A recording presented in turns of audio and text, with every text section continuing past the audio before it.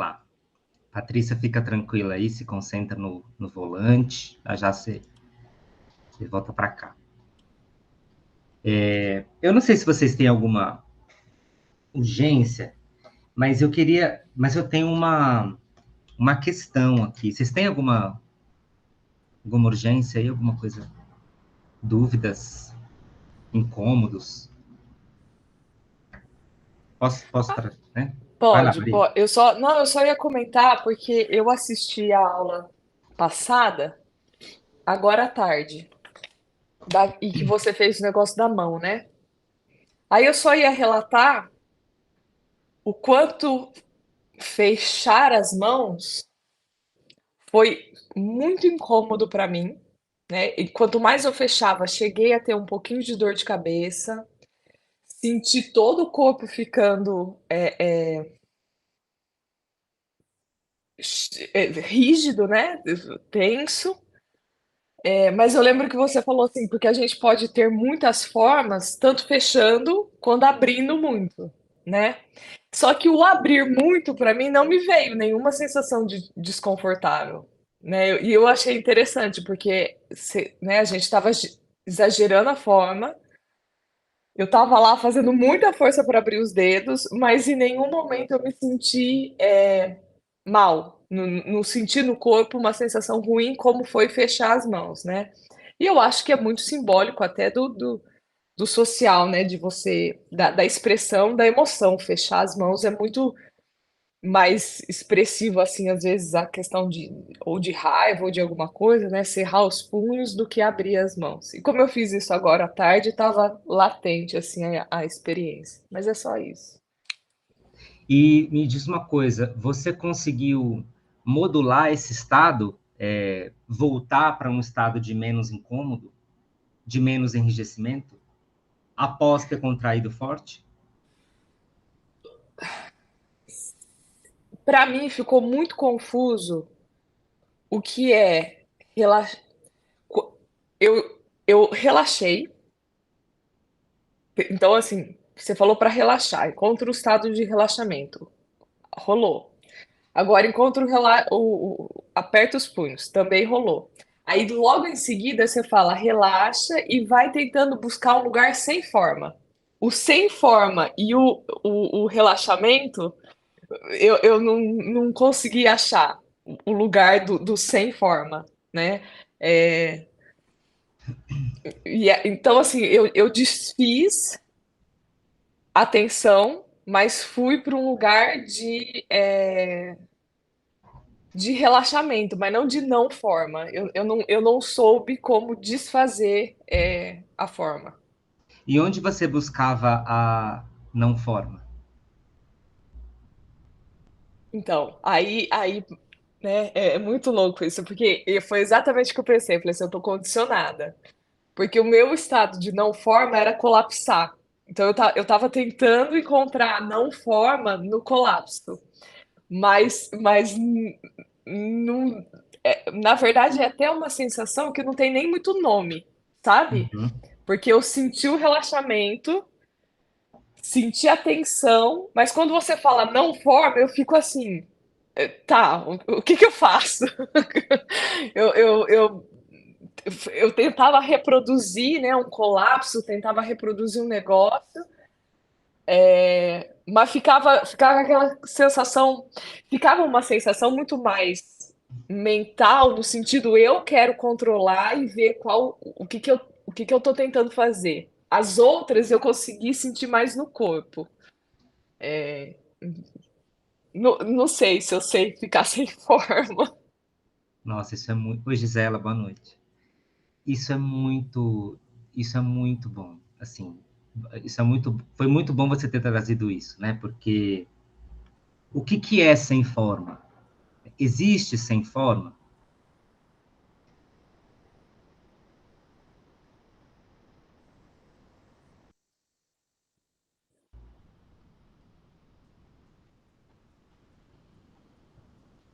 Ó, ele fala assim. Quando ele fala sanfona, né? Porque isso é uma sanfona, né? É um exercício da sanfona. A imagem de uma sanfona ilustra o processo organizador. Ambos funcionam por aumento e redução de tensão e pressão.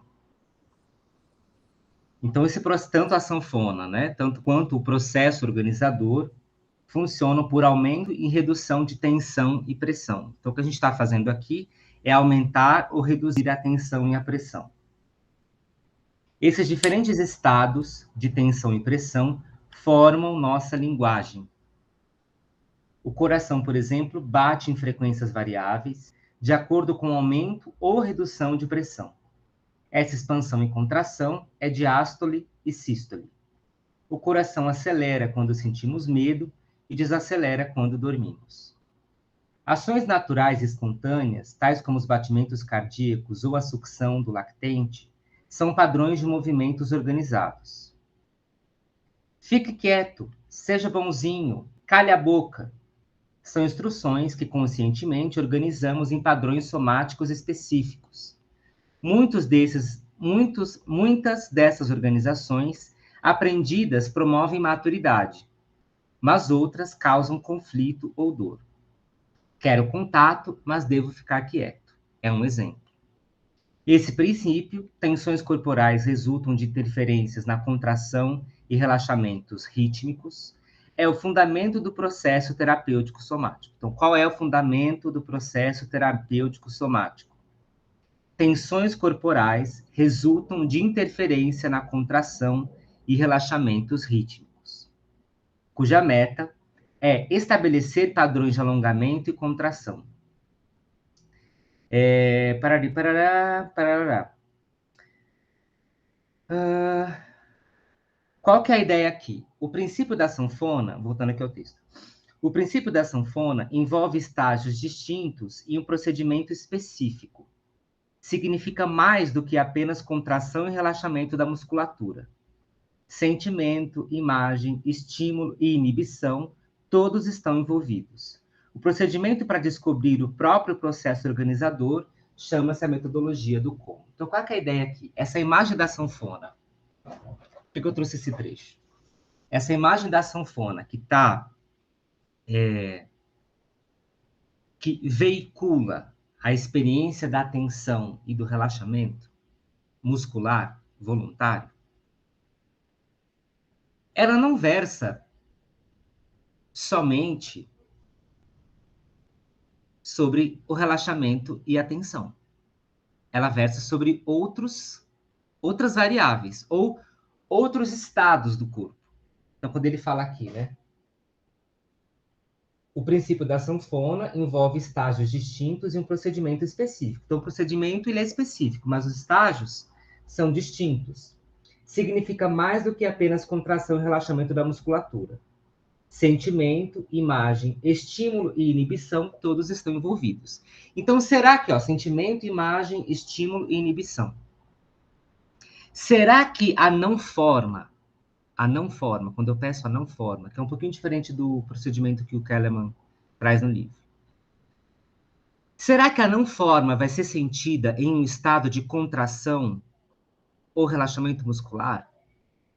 Ou a não forma pode estar numa imagem, ou num sentimento, ou num estado não concreto, mas vinculado a uma experiência concreta. Porque no livro ele não fala sobre não forma. Ele fala sobre forma, mais forma, mais forma, menos forma, menos forma, menos forma. Então, forma, esse estado de repouso, mais forma, contração, menos forma, esse estado que você tenta achar. Mas, assim, qual a diferença do menos forma e o da forma? Essa é a pergunta. Ou qual a diferença do relaxado e da não forma?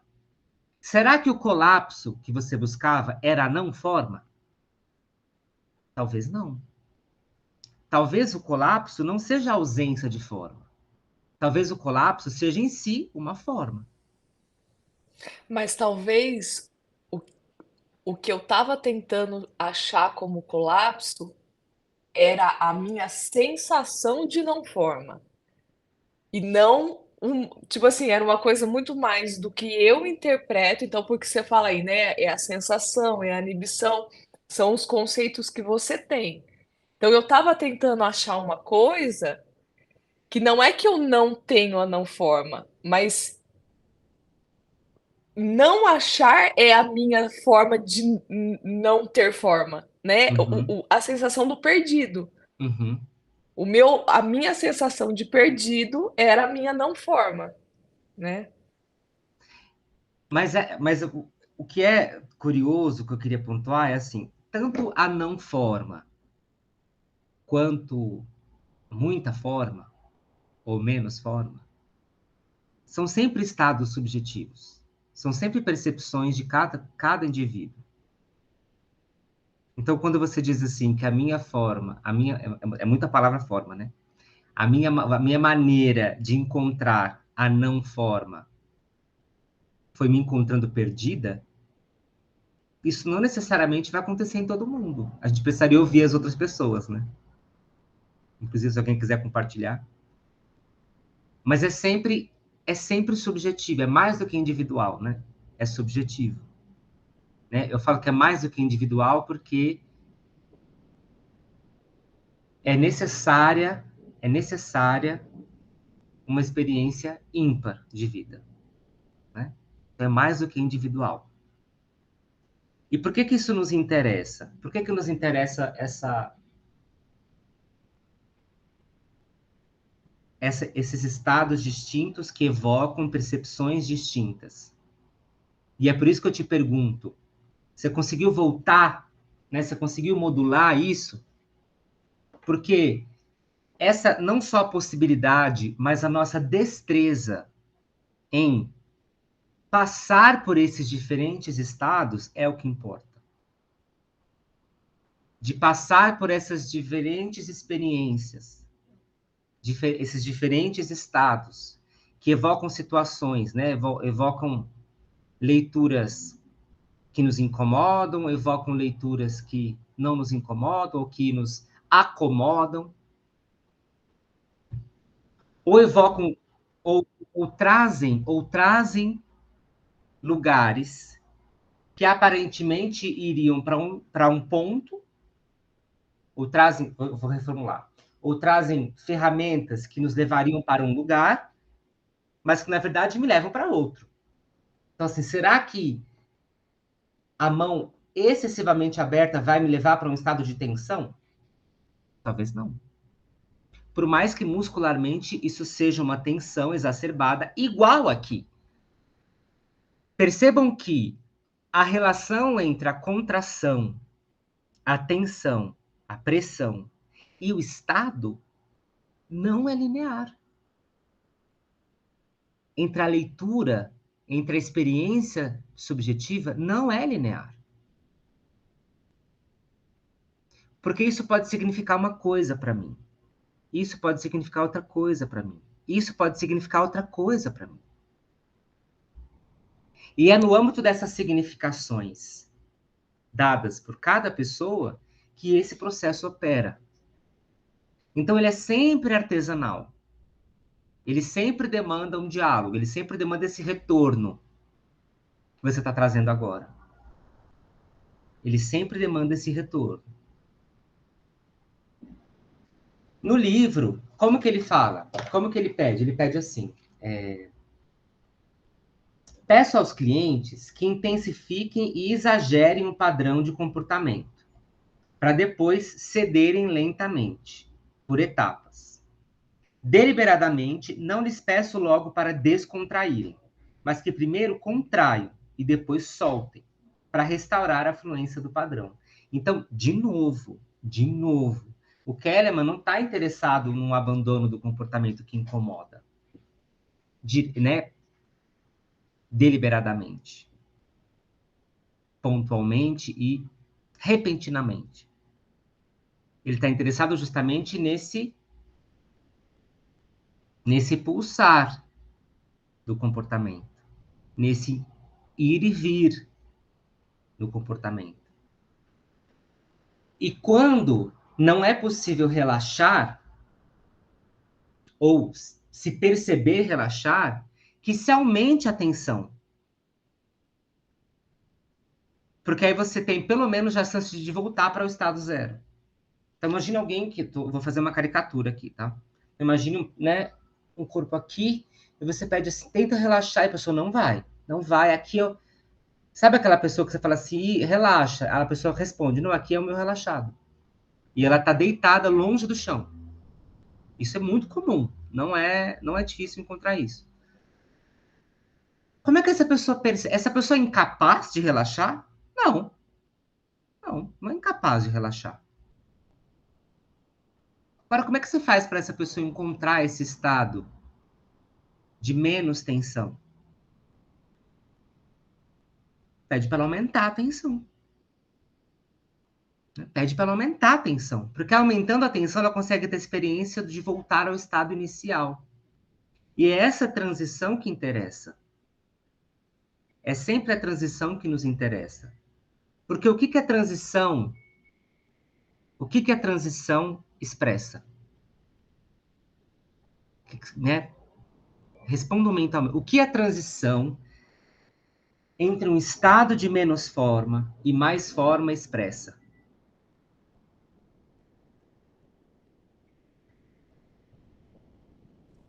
Não seria a pulsação? Sim, mas tem uma palavra mais interessante para a gente. E essa palavra é a possibilidade de nos reformar. É a nossa possibilidade de nos reformar. É a possibilidade de entrar em um processo que não está cristalizado em um ponto ad eterno. É de resgatar a máxima de que, enquanto a vida pulsa,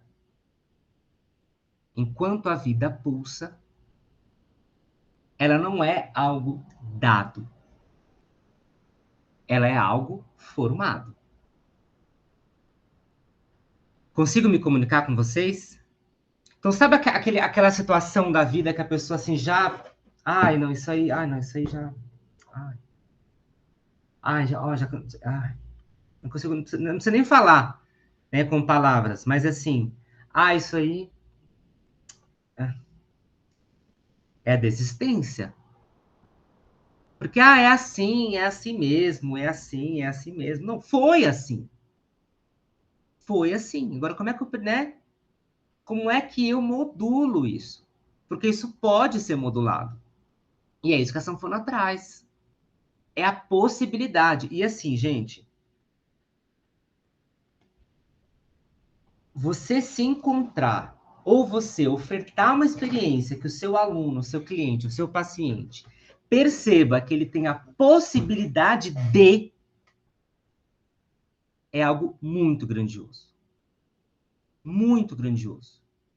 Resgatar a percepção de possibilidade no outro. Então você não oferta nem a cura, né, para as questões da humanidade, mas você oferta a possibilidade. Não é que você oferta, né? Você desperta a existência da possibilidade. Sabe aquela história que, assim, qual é uma questão central para o desenvolvimento de uma sociedade, né? As duas questões centrais, né? Que eu acho, não sei se vocês concordam, mas muita gente vai por essa linha. Mas é saúde e educação, né? Saúde e educação são... Aí dentro da educação a gente vai abrir, né, um leque gigantesco, dentro da saúde a gente vai abrir um leque gigantesco. Tá. Então vamos pensar nessas duas coisas. E a gente vai pensar numa sociedade que está infinitamente, infinitamente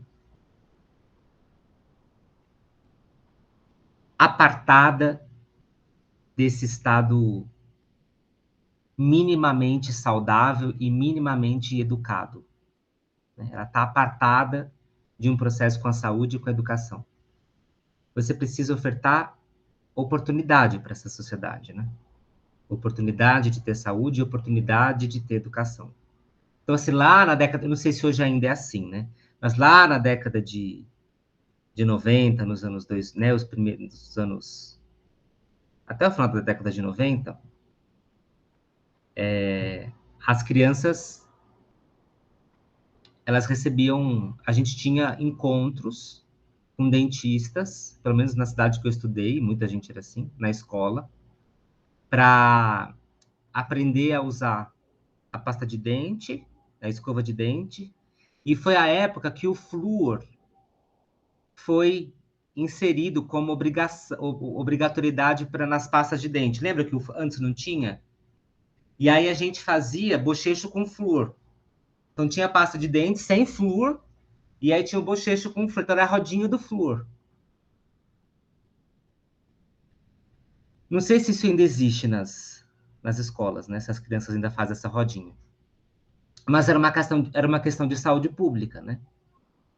E aí por isso foi inserido nas escolas. E ali a gente tinha a possibilidade de, mesmo sem entender o que era aquilo, né? A gente, né? Eu lembro que a gente fazia uns desenhos dos dentes, tal, um dente feliz e o dente triste, mas a gente estava lá, né? Com a possibilidade de colocar o flúor na boca e cuspir, era uma coisa, né? Era engraçado, tal. Eu lembro que era engraçado, assim, porque ficava todo mundo assim, né? Uma roda, aí depois cuspia lá na pia. Sem, né, sem querer que essa história ela se distancie da nossa conversa aqui, grande parte da nossa função como educadores, como profissionais da saúde, como artistas, é ofertar, é despertar possibilidade. Aí, o que vai acontecer, a gente não sabe, porque assim, se eu ia usar flúor em casa, se eu tinha pasta de dente em casa, se eu tinha escova, aí a escola não tem como saber, né? Aí eu não tenho. Se eu vou continuar escovando meus dentes até o final da minha vida, eu não sei. Mas a possibilidade eu dei. Então, assim, será que meu cliente ele vai fazer os exercícios em casa? Não sei.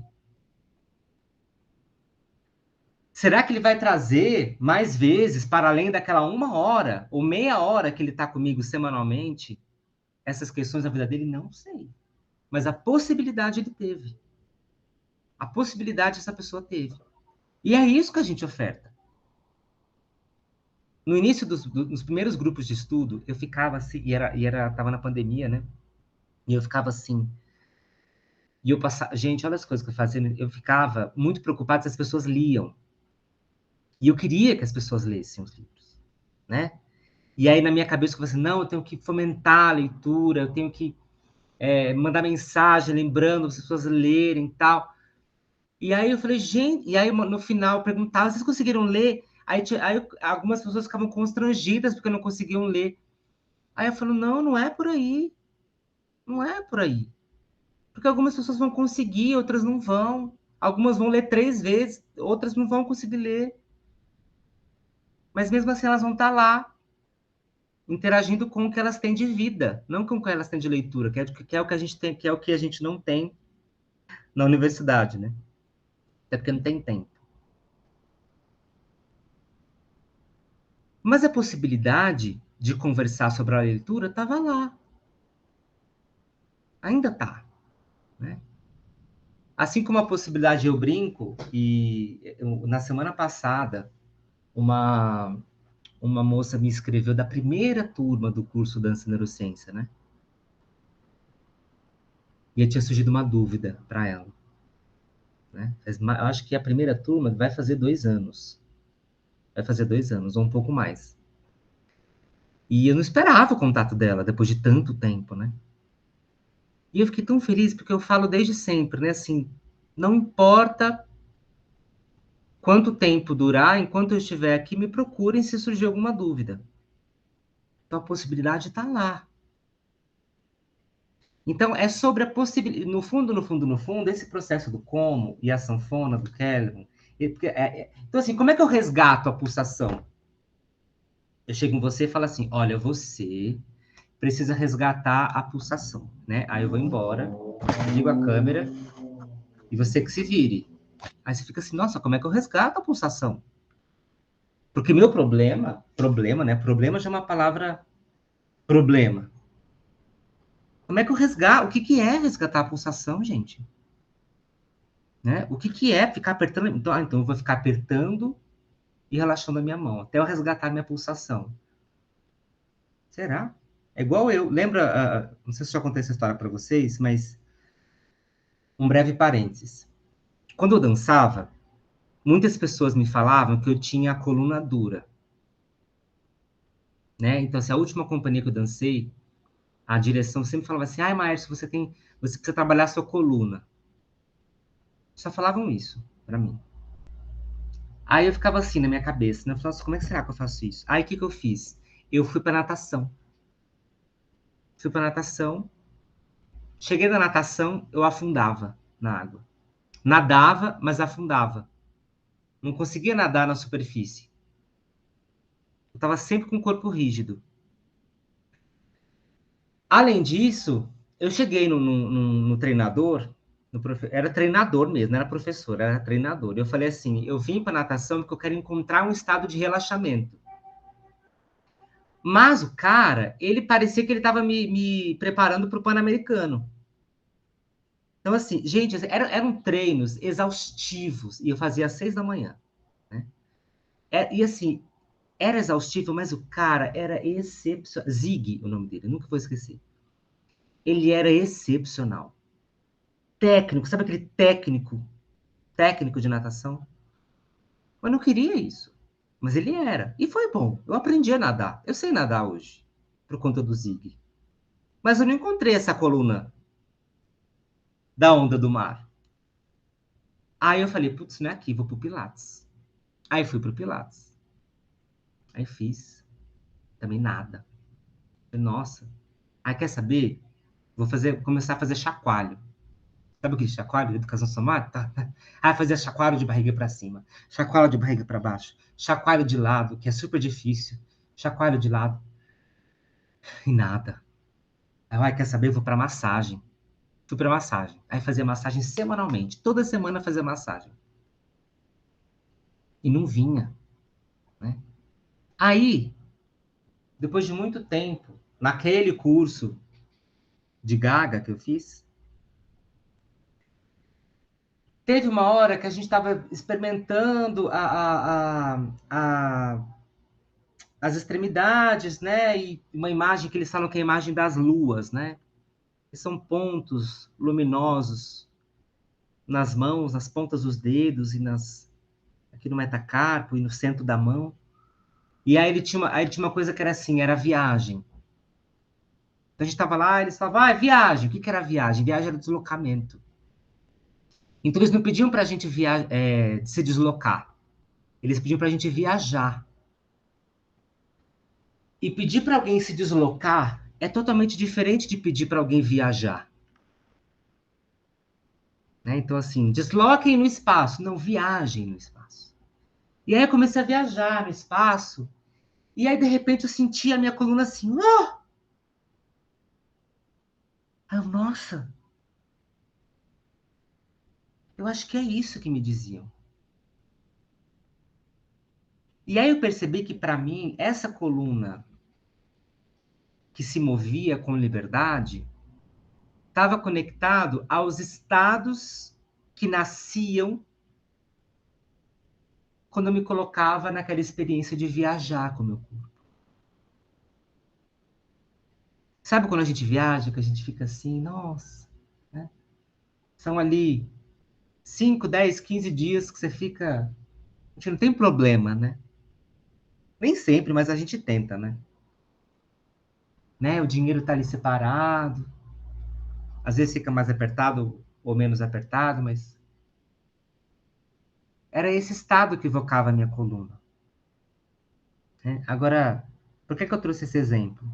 Porque quando me diziam para soltar a coluna, aquilo não significava nada para mim.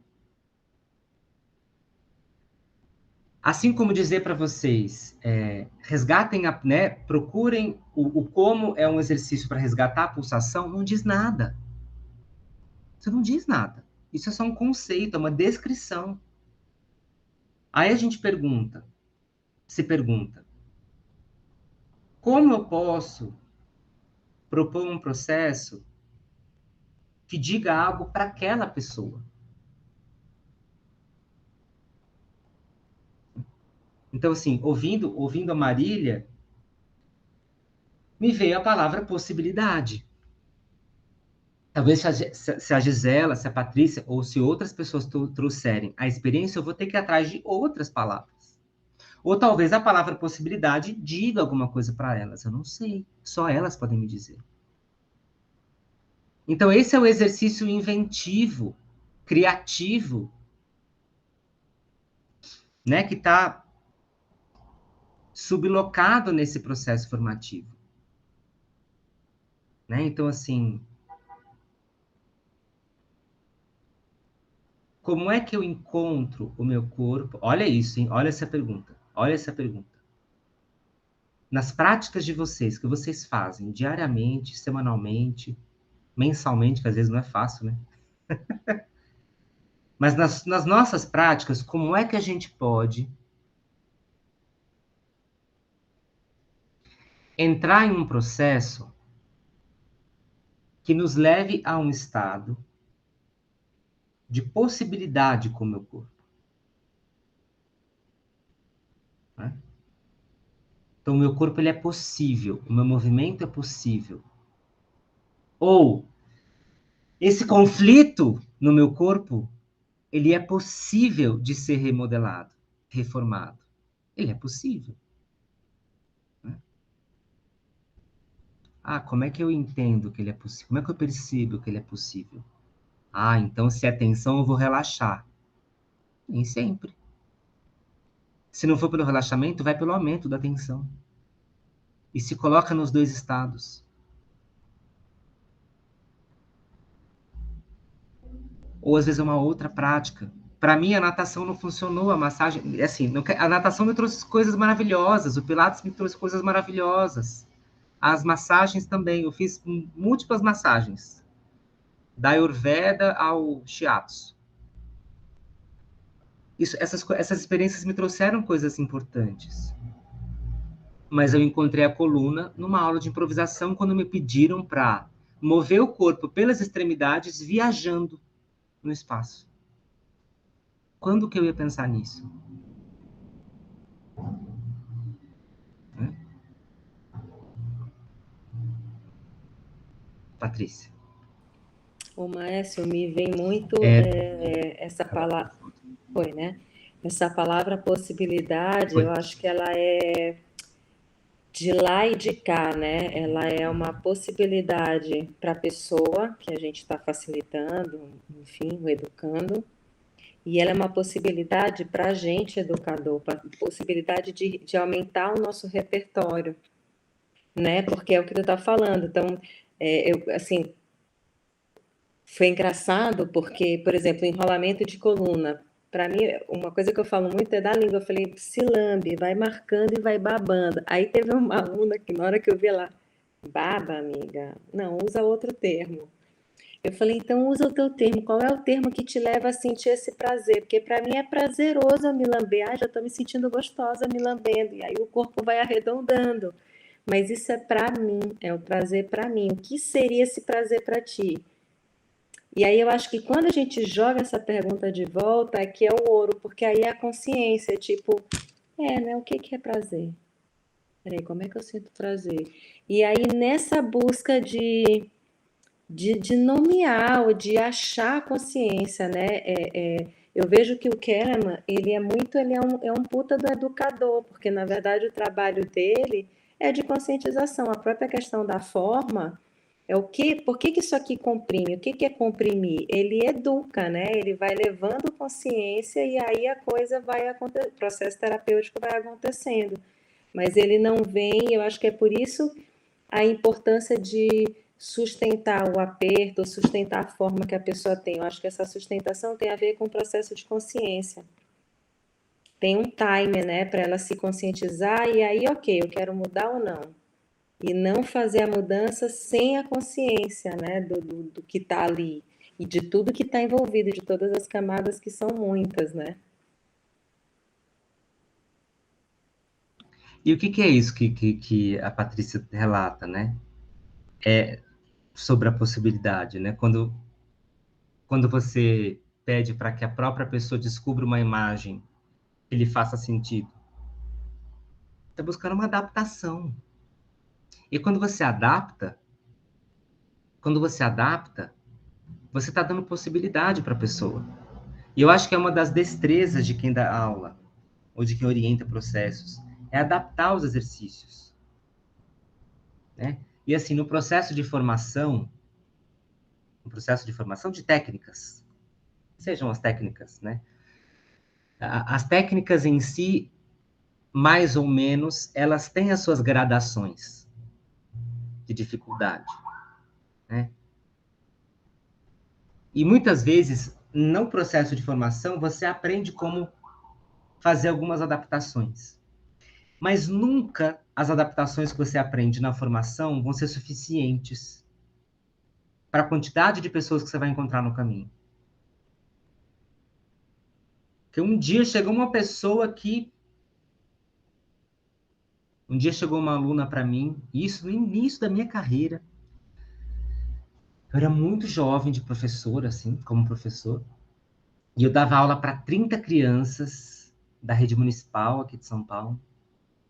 E era um projeto super difícil, assim. E aí entra uma aluna cadeirante, e a professora fala assim, essa aqui é a... Não lembro o nome dela. E aí toma cuidado com ela, porque ela tem uma válvula na cabeça. Eu acho que ela tinha hidrocefalia. Então só toma cuidado com ela. E foi embora. Ela falou isso, e assim, ela não me disse qual o cuidado que eu deveria ter com ela. E aí eu falei, bom, qual o cuidado que eu preciso ter com essa menina? Eu não sei, eu não estou preparado para isso. Só que eu não podia deixar as crianças sozinhas. Eu dava aula numa sala que tinha janela, e as crianças ficavam abrindo a janela, e era no segundo andar. E as crianças apoiavam o peito na janela. Assim, o arquiteto fez aquilo, assim, eu não sei onde ele estava com a cabeça. Quando eu saí, depois eles colocaram umas grades e tal. Então, assim, para mim, eu tinha duas funções ali. Dar aula de dança e vigiar que elas não caíssem da janela. Né? E aí, na hora, me veio uma coisa assim... Bom, eu vou fazer tudo sentado e só com os braços. Só que eu falei, nossa, será que ela pode mexer o ombro? Aí eu falei, vou fazer então só com as mãos. Aí a gente começou a fazer uma dança com as mãos. E aí o que aconteceu? As crianças, amigas dessa menina, começaram a falar com ela, né? Vamos hipoteticamente dizer que o nome dela era Sofia, né? Então as crianças falavam assim, vai Sofia, levanta o braço, você levanta o braço. Aí a Sofia levantava. Então, as outras crianças. Então, aí ela podia mexer a cabeça. Porque aí as crianças falavam assim: não, professora, ela mexe a cabeça. Ela mexe. Não, professora, ela. As próprias crianças começaram a me dizer o que ela fazia. Porque elas estavam com ela há muito mais tempo do que eu. E aí essas crianças me ensinaram a adaptação necessária da aula para aquela criança. Mesmo que eu não estava preparado. E eu acho que esse foi um dos dias de mais aprendizado na minha vida, sabia? Como professor. Até hoje eu lembro disso. E muitas vezes chega alguém assim pra gente, né? Você tem um exercício que é com os dois braços. Chega alguém sem braço, né? Como é que você propõe uma adaptação? Você vai falar para a pessoa não fazer? É melhor não fazer? Não, gente, melhor. Se a pessoa não quiser fazer, é uma história. Agora, se ela quer fazer, propõe uma adaptação. É nossa tarefa propor uma adaptação. Né?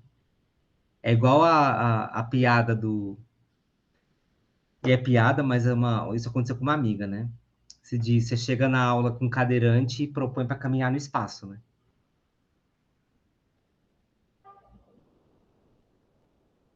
Não dá. Ou essas pessoas caminham de outra forma. Esse deslocamento é feito de outra forma. Então, essa adaptação, propor adaptação, porque assim, quando você propõe adaptação, e não é fácil propor adaptação, porque assim, muitas vezes a pessoa chega assim, não senti nada. Não acontece isso? Não senti nada. Acontece com a gente, às vezes, nossa, isso aí para mim, né? Será que eu que sou muito ruim de perceber? Ou será que é o exercício que não foi adaptado para mim? É mais provável a segunda opção. É mais provável que eu necessitasse de uma adaptação do que eu não sou capaz. Agora a gente sempre vai pela primeira, ou quase sempre a gente vai pela primeira. Porque a gente é formado socialmente para entender que o problema é nosso. Então eu não entendi porque eu sou lento. Não. O processo que não foi adequado para você. Agora aí vai um caminho gigantesco. Uma amiga do meu marido veio me procurar porque ela está fazendo uma aula de artes marciais. Ela tem muita dificuldade de aprender. E estava super chateada mesmo, de se sentir, sabe quando a pessoa sente um lixo, que ela não consegue aprender, e frase dela, sabe? Eu saio da aula, eu me sinto um lixo. E aí a gente conversando, eu falei, você tem que trocar de escola. Você tem que trocar de escola. Então, assim, tenta outros professores na mesma escola, se não der, vai para outra escola. Que o problema não é você. Você não é incapaz de aprender. Você precisa de um outro caminho. E na cabeça dela, era só ela que não aprendia. Mas conversando com ela, ela percebeu que muitas pessoas não entendiam.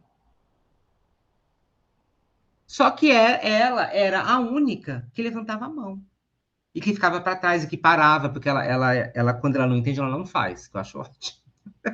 Nem sempre a gente faz isso, né? A gente vai assim, na rabeira, assim, nossa, não entendi, mas eu vou. Não entendi, mas, nossa, eu não vou ficar para trás. Ou então, eu não vou transparecer que eu não sei. Né? Aí você faz ali qualquer coisa só para passar por aquilo. Ela não faz, ela diz que ela faz assim, ela cruza os braços. Achei genial, genial. Mas depois se sentia mal. Né? Então, assim, esse exercício do como, para além do exercício da possibilidade, é o exercício da adaptação.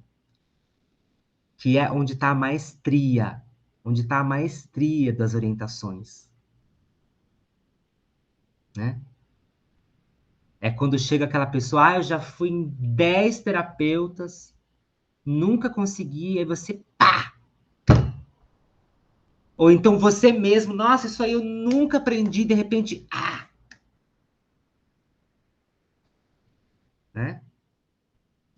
Gisela, depois Marília. Então, é incrível como todo trabalho de corpo é uma grande ferramenta de autoconhecimento, inevitavelmente, né? Então, assim, trazendo essa história da amiga do teu marido, né? Pode ser também uma atitude rebelde, mas cada um vai reagir de uma forma, né? Não é que às vezes a gente está fazendo para fazer qualquer coisa, mas porque a gente está tentando, né? Acertar e tudo. Mas o que eu queria trazer com a palavra possibilidade e adaptação, me vem muito a palavra liberdade.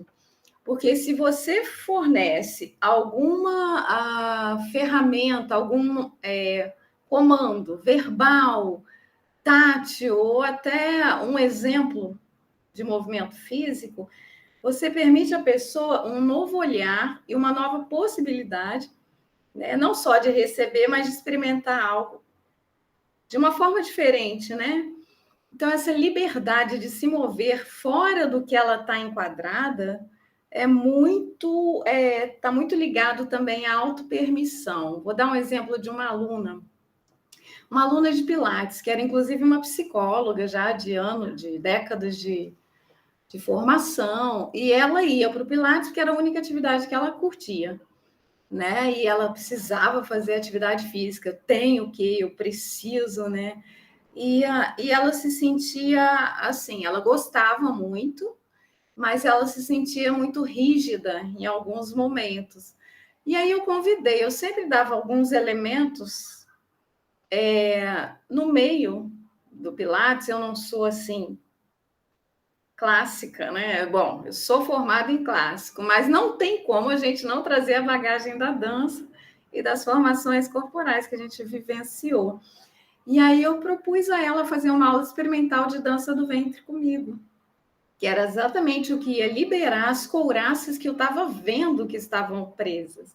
Não é só quadril, todo mundo já traz, todo mundo já vem cheio de tabu, dança do ventre é quadril. E não é, é a dança dos chakras, ela trabalha toda a coluna vertebral, todos, braços, pernas, o corpo inteiro, né? E aí ela logo falou assim: não, eu não quero, eu quero dança, uma dança livre. E eu percebi um tabu escondido, né? E com muito cuidado, né? Psicóloga, né? Com muito cuidado, eu falei: então você pode experimentar uma dança livre. Eu dava uma aula num condomínio de expressão corporal e dança livre, eventualmente, também. E ela se perdia no próprio discurso. Não, eu quero uma dança livre, mas eu quero experimentar a dança do ventre. E de repente, quando eu falava, não, tem o horário, tal, dia tal, e ela, não, mas eu não quero dança do ventre, eu quero uma dança. É muito contraditório, porque ela estava em conflito consigo para se auto-permitir essa liberdade de expressão, seja qual fosse a possibilidade de adaptação. Entende? Então, esbarra com tanta coisa, né? O corpo é a gente, né? E vai conversar o tempo todo com essa nossa crença interna, tabu e dificuldades ou não, né? E é isso. Eu acho que a Patrícia falou uma palavra muito bacana, que é prazer. A grande maioria das pessoas hoje não sabe como nem quando mais sentem prazer ou não se permitem, né? Isso é tão fundamental, um prazer em respirar. A gente às vezes esquece. E é tão, entre aspas, simples, né? É isso, né, gente? Dei uma viajada aqui, né? Trazendo o termo que te ajudou. É isso aí. Tem umas questões do prazer, mas já já eu trago. Marília, só para Marília não esquecer. Eu acho muito legal essa história do prazer, é até bom você comentar, porque eu acho que essa é a grande dificuldade da gente ver tantas pessoas, né? Por exemplo, o sedentarismo ser um problema mundial, né? As pessoas não se movimentam mais por prazer, né? Vem junto aquela obrigação. Mas não era isso que eu ia falar. Eu acho assim que no próximo grupo de estudos, Márcio, ó, você já está montando o próximo? Eu acho que o próximo, ou eu acho legal a gente conversar sobre essa coisa da linguagem, porque o que a Patrícia falou é muito interessante, essa história dela falar se lamber e alguém falar, né? Ou alguém falar, nossa, é sim, é.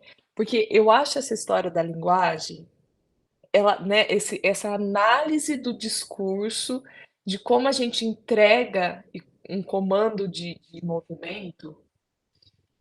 Eu acho que por si só já transforma o movimento, né? Às vezes eu faço aulas com algumas pessoas que depois eu deixo de fazer, não é nem porque a aula era boa ou ruim, eu gostei do movimento, tal, mas é usado termos que não encontra nada comigo, sabe? E aí, como eu também, né, tô promovendo aulas, eu também fico cuidando disso. Porque para cada pessoa tem um significado, né? E o quanto que é importante essa linguagem, né? E aí, só costurando com uma situação que aconteceu essa semana, Eu dou aulas de uma modalidade, hoje em dia eu já nem, né, eu já estou até tentando migrar e colocar um nome, sei lá se precisa de um nome diferente, mas eu dou aulas de uma modalidade que chama Vinyasa Yoga. E o Vinyasa, ele tem uma pegada que talvez seja um pouquinho mais intensa que o Hatha, né? Os movimentos às vezes um pouquinho mais exigentes. E essa semana estava lá dando aula, entrou uma senhora na minha aula, que ela tinha dificuldade para sentar no chão.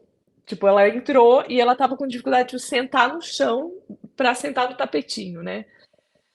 Conversei um pouquinho com ela, aí eu vi que ela foi parando, que ela não foi conseguindo, tal. Aí eu cheguei lá perto dela, conversei, e ela falou uma frase maravilhosa. Ela falou assim: "Ah, eu não sabia que envolvia joelho". Porque ela tinha uma dor no joelho e ela sabia, ai, não sabia que a aula envolvia joelho. Aí na minha cabeça eu fiquei pensando, mas o que que na vida não envolve o joelho, né? Como é que não envolve o joelho? Enfim, só para resumir, ela foi embora, eu falei assim, e aí eu conversei. Usei até uma frase que eu aprendi com vocês, depois sobre o Kellyman, né, dessa mudança repentina na forma ser um sinal de imaturidade, porque na verdade leva tempo, enfim, conversei com ela. Mas na minha cabeça eu pensei: "Essa mulher não volta nunca mais". Enfim, e aí eu fui conversar com a recepcionista lá da academia, porque eu falei assim: "Olha", né, eu fui falar para ela: "É bom", porque como nesse lugar específico eu não tenho contato com os alunos que vão entrar, eles só entram, eu fui conversar na recepção para falar: "Olha, se vier uma pessoa muito iniciante, pede para conversar comigo", né, enfim. Daí a recepcionista falou um negócio incrível, ela falou assim: "Menina, mas ela amou". Ela falou assim, pensei assim: "Ela amou?". Não, ela amou, ela falou assim para mim: "Eu amei". Eu amei, eu sei que é difícil, não é para mim, eu vou ter que procurar outra professora, mas eu tô super feliz de saber que as minhas filhas fazem aula com ela. E eu falei assim, gente, olha só como a gente não sabe o universo do outro, né? Então, assim, ela percebeu que ela ia precisar de uma maior assistência, um outro tipo de aula, mas ela falou assim, nossa, porque quem indicou para elas foi as filhas, né? E as filhas fazem aula comigo e ela falou assim, eu estou super contente de saber que minhas filhas fazem essa aula. Então, enfim, costurando aí tudo que foi falado. Lembrei da história da pessoa que você pergunta para ela como ela tá, né? E assim, às vezes essa pergunta ela, né, faz eclodir várias questões. Às vezes é melhor não perguntar. Você pergunta pela educação e às vezes, nossa, não devia nem ter perguntado. Mas aí você pergunta assim, ah, como é que você tá? Aí a pessoa responde, ah, eu tô bem, só meu joelho que tá ruim. Então, ah, eu tô bem, só minha coluna tá péssima, né? Ai, não, nossa, eu tô maravilhoso, mas nossa, meu intestino, sabe, meu intestino tá ruim, mas eu tô bem. Né? É comum essa visão fragmentada de si mesmo. Né? Como assim? Você tá bem, mas seu joelho não? Seu intestino não funciona, mas você tá ótima? Né? Como que é isso? Como é que a gente se reúne? Né? Como é que a gente se reúne? Eu não tenho resposta, gente. Só estou trazendo para discussão. E aí, qual é a questão aqui? A questão é que quando a gente fala de possibilidade, essa possibilidade, ela não está só no ato que a gente orienta, o ato físico. Essa possibilidade também está na realização de uma pessoa por intermédio de outra. Então, essa mulher se realizou pelas filhas. E já valeu já valeu para ela. Por isso só já valeu a pena. Por si só já valeu a pena. Por si só já significou para ela a prática. E às vezes a gente fica assim, não, vai significar quando eu conseguir fazer a postura, vai significar quando eu conseguir fazer o movimento, vai significar quando eu conseguir falar sobre esse tema. Nem sempre é assim, né? As significações, elas podem, muitas vezes, serem desconectadas diretamente daquilo que a gente orienta. Seja uma prática de movimento, seja uma prática de reflexão.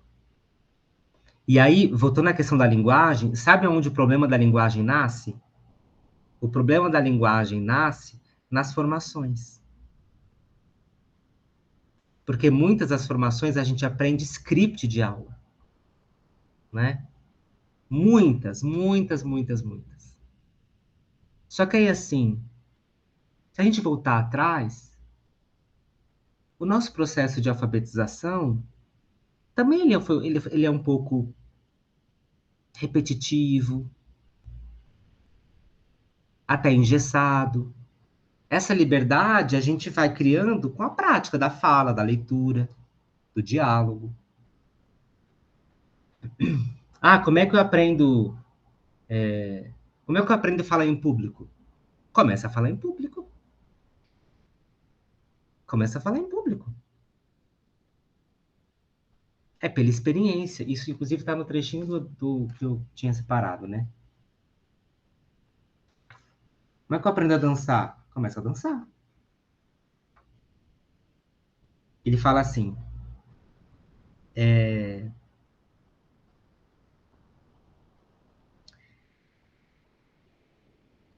a gente, o processo formativo, ele organiza o self em diferentes camadas, né? Então, você tem a organização do sentimento, você tem a organização da excitação, só que você também tem a organização do comportamento, que a gente já falou algumas sessões atrás, né? E essa organização do comportamento, ela se dá como? Ela se dá pela experiência. Ela se dá pelo ato do comportamento. E aí, evocando a questão que eu ia falar, aquilo que me puxou do prazer, é que, assim, eu falo bastante do prazer, né? E o processo de aprendizagem, o processo de criação balizado pelo prazer, mas será que o prazer, no sentido que a gente está elaborando aqui, ele é apenas esse prazer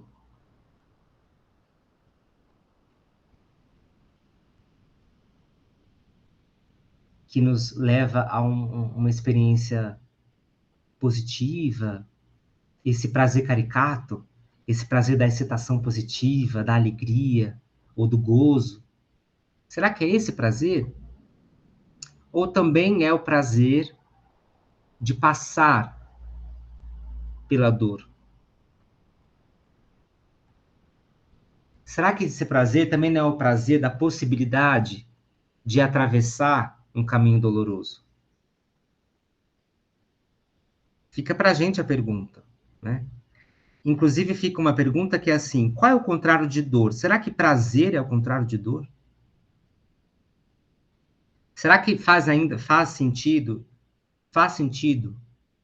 no lugar de discussão que a gente está, colocar dor e prazer em pontos opostos?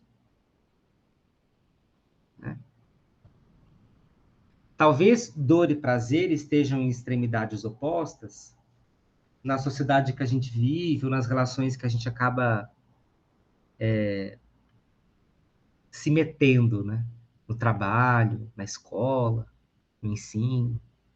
Que é tudo muito dual, é tudo muito isso ou aquilo. Tem poucas coisas entre, né? Então você aprende e você não aprende. E o entre, né? E esse lugar?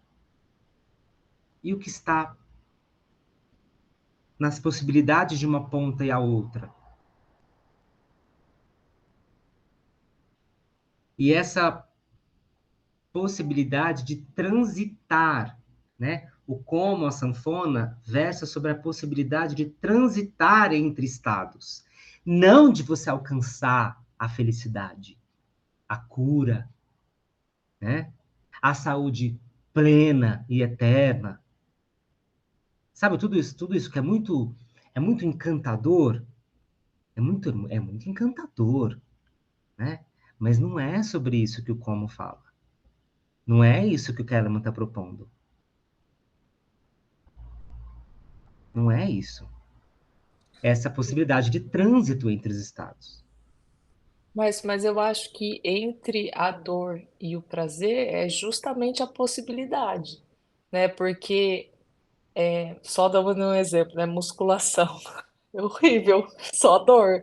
Mas o prazer está na possibilidade daquilo me trazer um resultado, ou na possibilidade de eu conseguir um objetivo pelo qual eu estou em busca de, né? Então eu acho que entre a dor e o prazer está a nossa relação da possibilidade mesmo. Uma vez, numa conversa, eu falei que eu fazia musculação e uma pessoa, faz muito tempo, acho que foi num curso, não lembro mais, mas uma pessoa se indignou. Ela se indignou, nossa, como você faz musculação? Acho que ela, na cabeça dela foi uma coisa assim, me achou hipócrita, sabe? E eu faço até hoje musculação. E o problema, de novo, não está na prática. O problema está na relação que você constrói com a prática. Né? E não é certo ou errado, é aquilo que faz sentido para você, é aquilo que você elabora como potente na sua vida. Né? E assim, tentei argumentar com ela também, mas na cabeça dela baixou, sabe, a caricatura da Smart Fit, assim? E paciência, né? Cada um baixa a caricatura que lhe couber. Ela Diz, limitou a possibilidade, né? enfim, gente, eu conheço É, assim. eu acho que essa dualidade ela está sempre, ela é necessária até para a gente mensurar uma coisa e a outra, né? É isso. Esse exemplo de Marília é interessante, mas para muitas outras, para a vida toda, né? E faz parte. Agora existem os extremos, né? O prazer na dor, né? Que já é outra É, questão, né? E faz parte, né? Nós somos muito complexos e ao mesmo tempo indefiníveis, né? E que bom. uma outra vez, um rapaz, ele entrou numa sessão de discussão que eu falava muito do prazer, era uma sessão de discussão da primeira turma da anatomia emocional. E aí eu falava sobre prazer, e aí ele me descascou, assim, me descascou. Falei, não, porque é um absurdo você falar de prazer, não é por aí, o prazer é a causa do sofrimento, né? Aí eu falei, nossa, eu acho que eu estou falando de um prazer que é diferente do prazer que ele está entendendo. Que não é esse prazer que está na ponta oposta à dor, né? O desprazer, sei lá que palavra a gente pode utilizar, né? Ou assim, qual é a referência que você se apoia? E, enfim, também aí convidei ele para voltar para a gente continuar conversando sobre prazer, mas não voltou. E ficou por isso. Tudo bem, a gente elucubrou bastante hoje, né? Mas deu para encontrar, né? Às vezes a gente está assim, elucubrativo. Se é que existe essa palavra? Valeu a pena, né? Para dar uma. Espero que tenha valido. Se não valeu, me procurem. Tá bom? Até já. Beijinho.